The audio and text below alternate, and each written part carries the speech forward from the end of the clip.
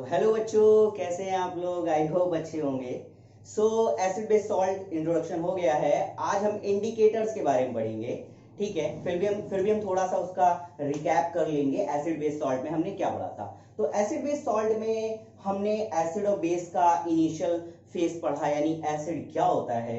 Arrhenius और ब्रॉन्स्टर-लॉरेन acid के बारे में अपने क्या व्यूज रखे, क्या डेफिनेशन हमें दी, है ना, जिससे हमें बहुत आसानी से इजीली वे पे एसिड और बेस के बारे में एक प्रॉपर नॉलेज हो जाए। ठीक है, जैसे कि आर्हेनियस ने बताया कि जब भी हम उसका एक्वस सोल्यूशन लेते हैं, किसका, एसिड का, जब हम एक्वस सोल्यूशन लेते हैं तो हमें पता चलता है कि भाई ये हाइड्रोनियम आयन प्रोड्यूस करता है, हाइड्रोजन आयन प्रोड्यूस करता है कि नहीं। और अगर हम बेस को वाटर में मिक्स करते हैं या बेस का एक्वस सोल्यूशन लेते हैं तो वो हमें हाइड्रोक्साइड आयन यानी OH आयन देता है। ठीक है, बहुत अच्छी बात है।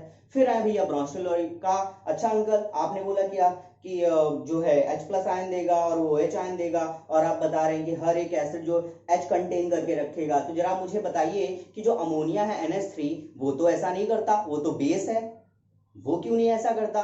तो यहाँ पे थोड़ा गड़बड़ हो गया उनके, यानी लिमिटेशन आ गई कुछ हल्का सा।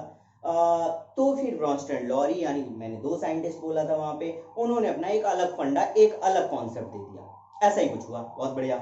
उन्होंने प्रॉपर बताया, प्रोटॉन्स आना जाना लेना देना, ठीक है, इस तरह की पुलिस की। हाँ ठीक है, आवाज नहीं आ रही होगी। ठीक है, तो ये कुछ बताया। आज हम अब चालू करते हैं। ठीक है, बोले तो शुरू करते हैं। ठीक है, आज इंडिकेटर्स के बारे में पढ़ेंगे, क्या होता है इंडिकेटर्स, उसको देखेंगे कैसे। भाई सिंपल सी बात। अच्छा एक बात बताइए, मैंने लास्ट टाइम बताया था, अगर आपको एसिड के बारे में, बेस के बारे में पता लगाना है तो आप क्या करेंगे।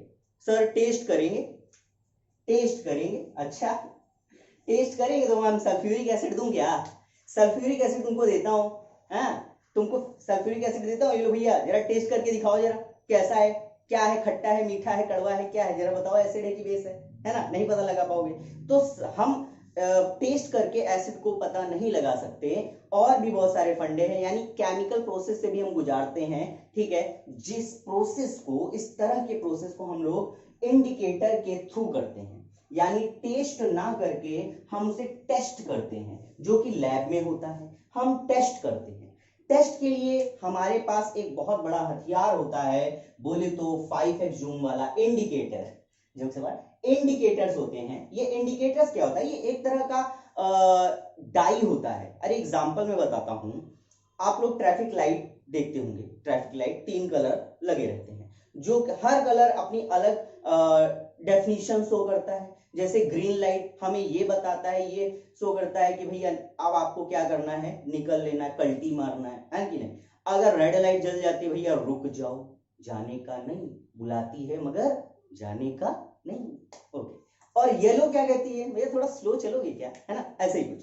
तो ऐसे ही यहां पर भी इंडिकेटर्स इन्हीं के कॉन्सेप्ट पे थोड़ा सा लिया गया है, जहां पे हम देखते हैं कि indicators definition, indicator is a type of a dye that changes colour. ये अपने कलर को क्या कर देता है, चेंज कर देता है। कब, जब तुम उसमें, उसके अंदर, इंडिकेटर के अंदर, या इंडिकेटर को एसिड या बेस में पुट करते हो। क्या, व्हेन इट कौन है, indicator, it is put into an acid और बेस, अपने कलर को ही चेंज कर देता है। समझ रहे हो, यानी गिरगिट है भाई ये। चलो आगे, कितने टाइप के इंडिकेटर्स देखो, मेनली वैसे बहुत सारे टाइप के इंडिकेटर्स आप पढ़ेंगे। ठीक है, बट मेन अभी बताऊंगा, मैं सारे बताऊंगा, डोंट फियर। हाँ, हल्दी घाटी की सब कुछ बताऊंगा।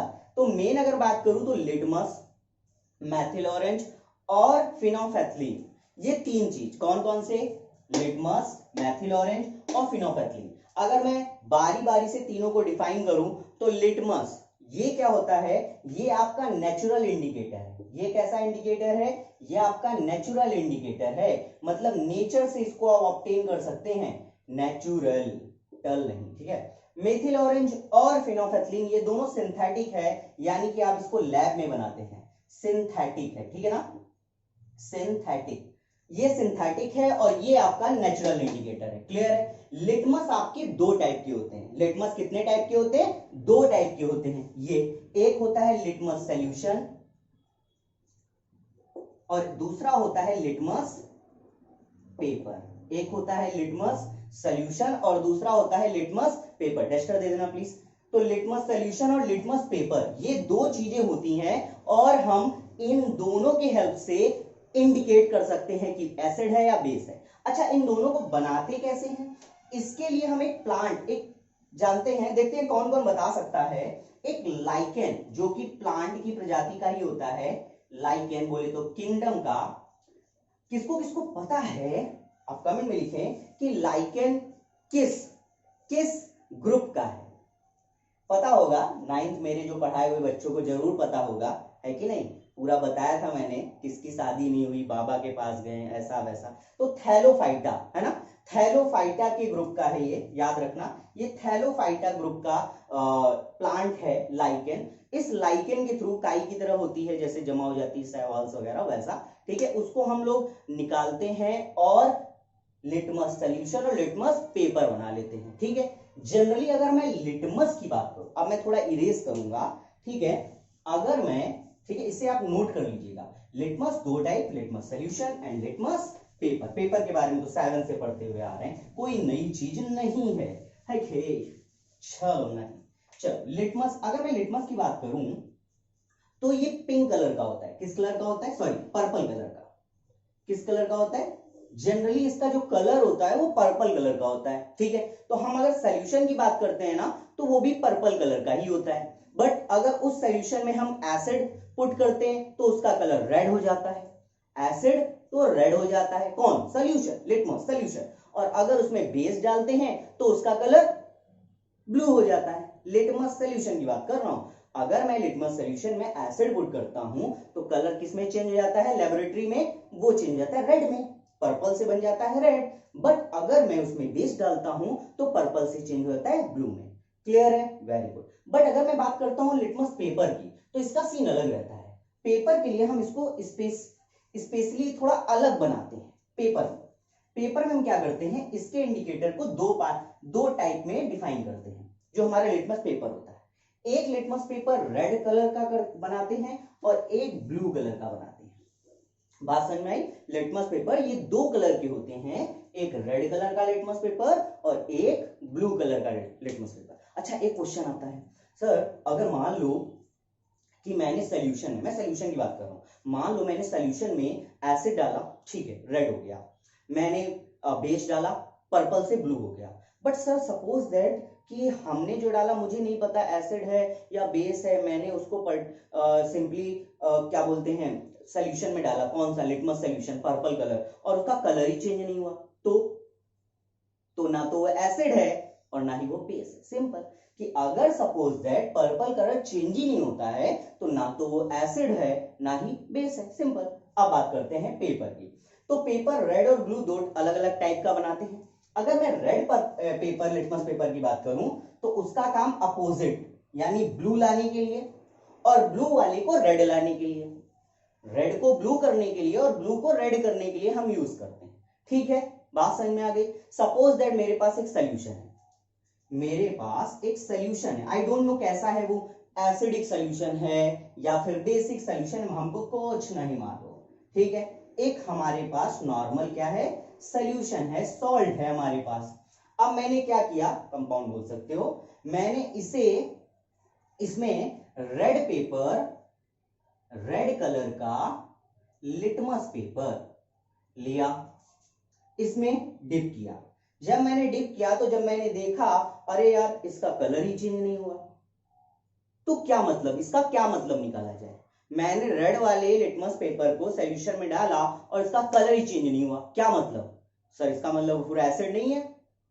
सिंपल सी बात है, क्योंकि एसिड अगर होगा तो वो किसमें चेंज जाएगा, आई मीन अगर बेस है तो ब्लू में चेंज जाएगा। सिंपल, आप ये 7 में पढ़े हुए हैं। क्या लिटमस पेपर का क्या सिस्टम होता है मैं बता देता हूं पहले, तब आपको ज्यादा समझ में आएगा। लिटमस पेपर याद रखो, first point, red litmus paper, if, ऐसे लिख देता हूं, if solution is acidic then blue litmus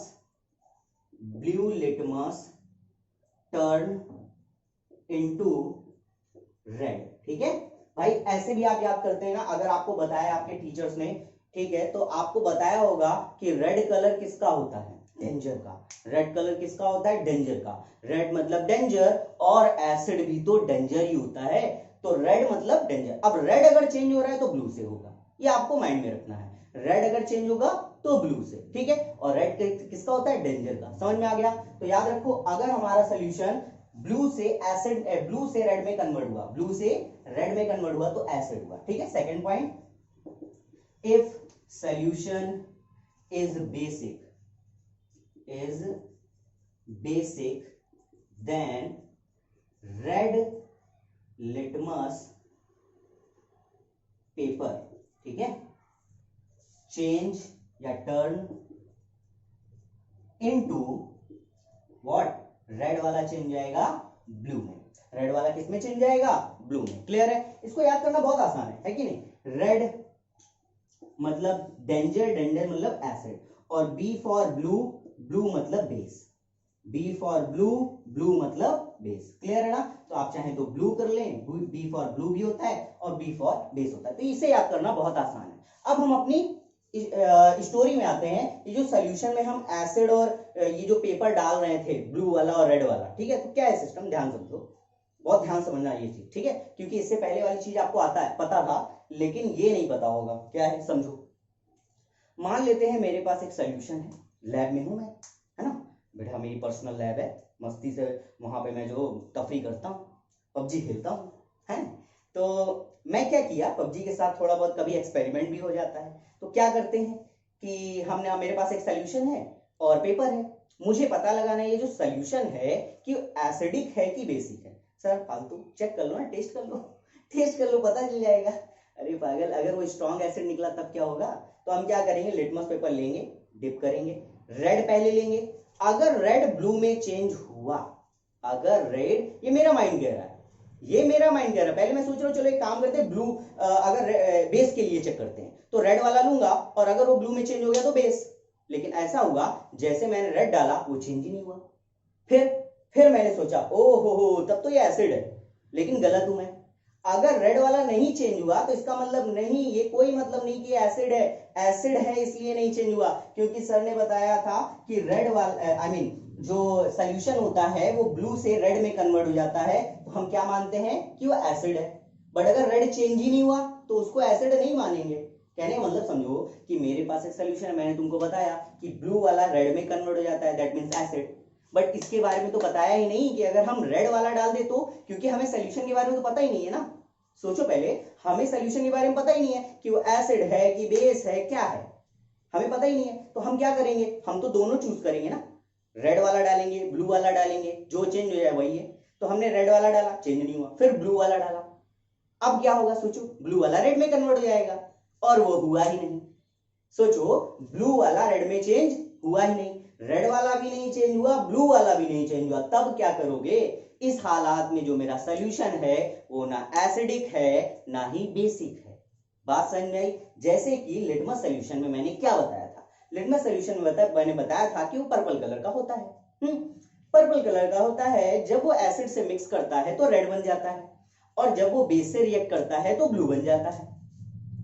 ठीक है, ब्लू स्काई, ब्लू है पानी, ब्लू है बेस। और जब वो चेंज ही नहीं होता, जब वो चेंज नहीं होता यानी न्यूट्रल यानी पर्पल, तो वो क्या होता है? सॉल्ट होता है। क्या होता है? Salt, simple salt, neutral. ठीक है, एक न्यूट्रल कंपाउंड होता है, यानी ना तो एसिडिक होता है ना वो बेसिक होता है। ऐसे ही कुछ लिटमस पेपर का भी खेल है कि अगर रेड वाला ब्लू में नहीं चेंज हुआ, ब्लू वाला रेड में नहीं चेंज हुआ, तो इसका मतलब वाटर है, सॉल्ट है। ठीक है, ओके, तो इसे नोट करिए। फिर आगे चलते हैं, हम मैथिल ऑरेंज के बारे में पढ़ेंगे। तो चलिए अब हम मैथिल ऑरेंज के बारे में समझेंगे, जिसको मैं प्यार से मिट्ठू कहता हूं। ठीक है, अभी आपको पता चल जाएगा मिट्ठू क्यों। चलिए ध्यान से देखिए, मैथिल ऑरेंज।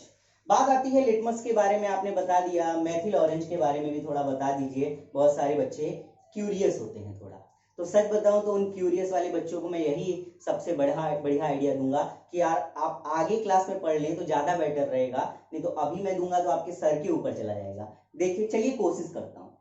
ये जो मेथिल ऑरेंज होता है, मैंने बोला सिंथेटिक आपका इंडिकेटर होता है। सिंथेटिक इंडिकेटर यानी लैब में बनाया जाता होगा उसको, और अगर लैब में बनाया जाता होगा तो, है ना, हम लोग रिंच वगैरह तो लेते नहीं होंगे, हथौड़े वगैरह तो बनाते नहीं होंगे, केमिकल है तो केमिकल्स का यूज करते होंगे। तो ये जो बनता है ये दो तरह के केमिकल से बनता है। कौन कौन सा? सोडियम नाइट्राइट फॉर्मूला पता है, एंड दूसरा आपका होता है सल्फोनिक एसिड, सल्फोनिक एसिड ऐसा करके होता है, सल्फोनिक नहीं होता, सल्फालिनिक एसिड। कैसा? फिर से बोल दो, सल्फालिनिक एसिड, आप डाल के देख लीजिएगा, ठीक है। अब ये दोनों जब मिक्स करते हैं ना, तो ये आपका जो बनता है क्या बोलते हैं, दोनों को मिक्स करके सोडियम नाइट्राइट और सल्फोनिक एसिड दोनों को जब मिक्स करते हैं, तो ये जो कंपाउंड बनता है ना, ये जो एक तरह का जो केमिकल बनता है, उसका एक्चुअल नाम होता है डाईएजोनियम एसिड, डाईएजोनियम एसिड। ये जो होते हैं ना, ये एक्चुअल में इसे हम बोलते हैं एन एमिनो सल्फोनिलिक एसिड, बल्कि और N amino benzene sulphonic acid, N amino benzol sulphonic acid. Sir खुजली कर रहा होगा, है ना, बहुत ज्यादा, रहने दो भाई, इसलिए मैं कह रहा हूं। नॉर्मल क्या है, सिंथेटिक एसिड, आप इतना समझ लीजिए कि ये लैब में तैयार किया जाता है, दो तरह के एसिड का मैशअप कर देते हैं और एक अलग तरह का एसिड बन जाता है, आई मीन कंपाउंड बनता है मेथिल ऑरेंज। क्लियर है? ओके, अब आगे की कहानी शुरू करते हैं, इतना आप माइंड में रखिए। देखो, मेथिल ऑरेंज का जो नॉर्मल कलर होता है ना, एक मिनट, एक चीज ढूंढ रहा हूं मैं, हाँ मिल गया। तो मेथिल ऑरेंज का जो नॉर्मल कलर होता है ना, आप सभी जानते हैं क्या होता है, ऑरेंज कलर। इसका एक्चुअल कलर, नेचुरल कलर क्या है, ऑरेंज है। क्या होता है भैया, ऑरेंज होता है, ठीक है ना। बट अब ये ऑरेंज होने के बाद जब हम इसमें एसिड मिक्स करते हैं, तो इसका कलर एसिड के साथ रेड में कन्वर्ट हो जाता है, ऑरेंज से रेड में। जब हम इसमें एसिड मिक्स करते हैं, तो इसका कलर ऑरेंज से किसमें कन्वर्ट हो जाता है, रेड में। और जब बेस से रिएक्ट करते हैं या बेस इसके अंदर पुट करते हैं, तो इसका कलर येलो हो जाता है। कैसा हो जाता है, येलो। याद रखो, ये याद करना थोड़ा सा टफ है, हम कंफ्यूज हो जाते हैं फिनोल्फथलीन में, मेथिल ऑरेंज में, और हम कंफ्यूज हो जाते हैं लिटमस में। हालांकि लिटमस तो कंफ्यूजिंग नहीं है उतना, क्योंकि पेपर होता है रेड फलाना फलाना ऐसा करके, पर्पल याद रखना बस। बट मेथिल ऑरेंज और फिनोल्फथलीन ये बहुत सारा याद करना, बोर्ड तक हम भूल जाते हैं। तो इसके लिए एक सिंपल सी ट्रिक है, बस उस ट्रिक पे जाओ। क्या सिंपल सी ट्रिक याद रखो, मैंने बोला इसको हम मिट्ठू बोलते हैं, ठीक है। तो ये आप याद रखो कि मिट्ठू मैं आई नहीं रखा हूं, मिट्ठू एसी में ठंडा या फिर एसी में रेड हो गया भाई।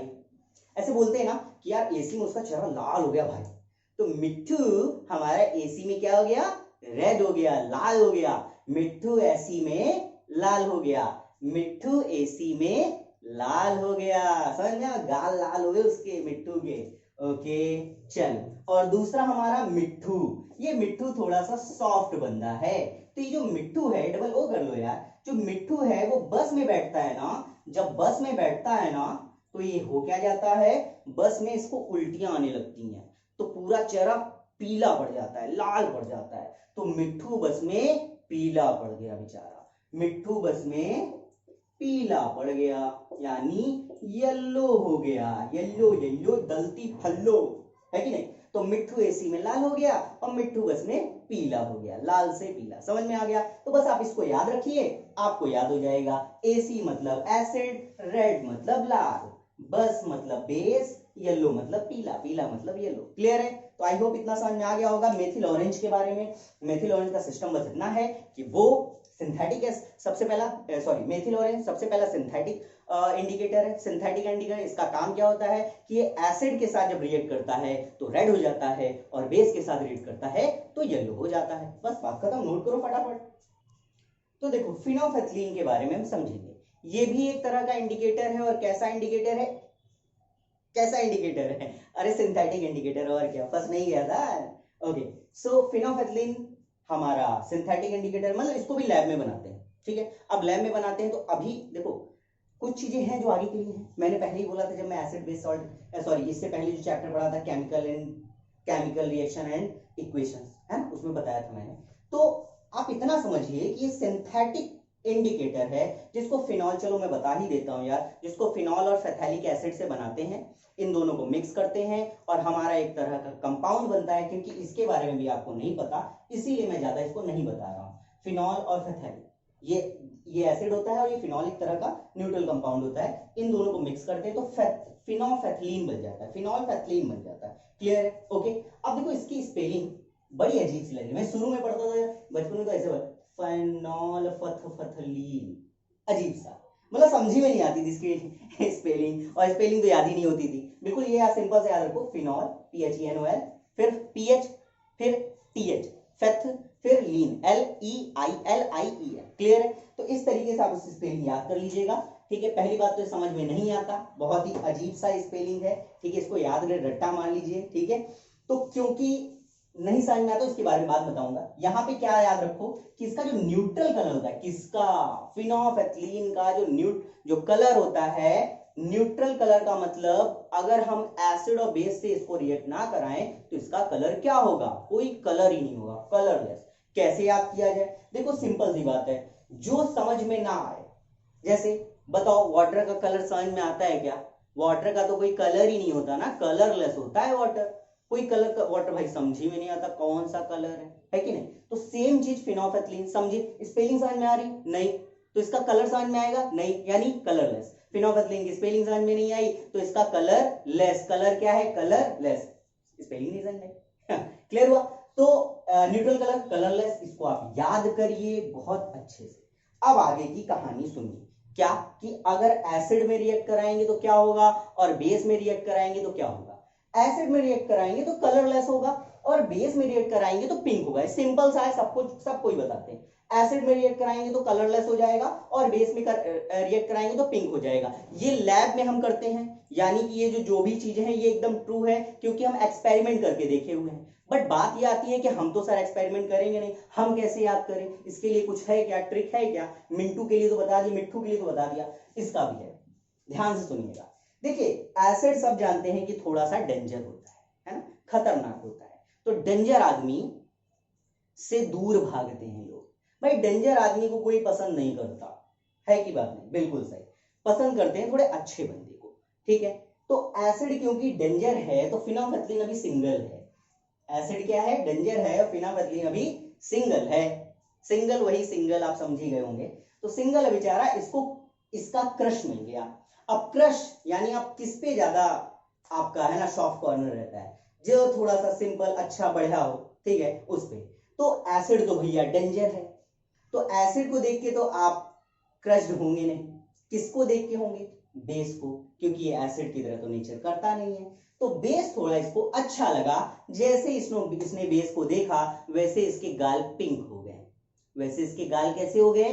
पिंक हो गए। किसके? फिनोफेथलीन के। तो एसिड है डेंजर, इससे ये दूर भाग गया, मतलब कलरलेस। मतलब कलरलेस, एसिड के साथ फिनोफेथलीन कलरलेस रहता है, लेकिन जैसे बेस को देखता है वैसे इसका गाल पिंक हो जाता है। क्लियर है? तो बेस के साथ ये पिंक बनाता है। बात समझ में आ गई? आई होप समझ में आ गया होगा। चलिए, तो यहां पे आपका इंडिकेटर अभी इनिशियली जो मेन ऑर्डर के हैं वो खत्म हो गए। ऐसे और भी बहुत सारे इंडिकेटर्स हैं, जैसे कैबेज हो गए, जैसे हम बात करें तो हल्दी हो गई, ठीक है, टर्मरिक जिसको बोलते हो। अगर मैं टर्मरिक की बात करूं तो बेस को इंडिकेट करने के लिए होती है प्रॉपर। कैसे कि अगर हम उसमें बेस मिलाते हैं, किसमें?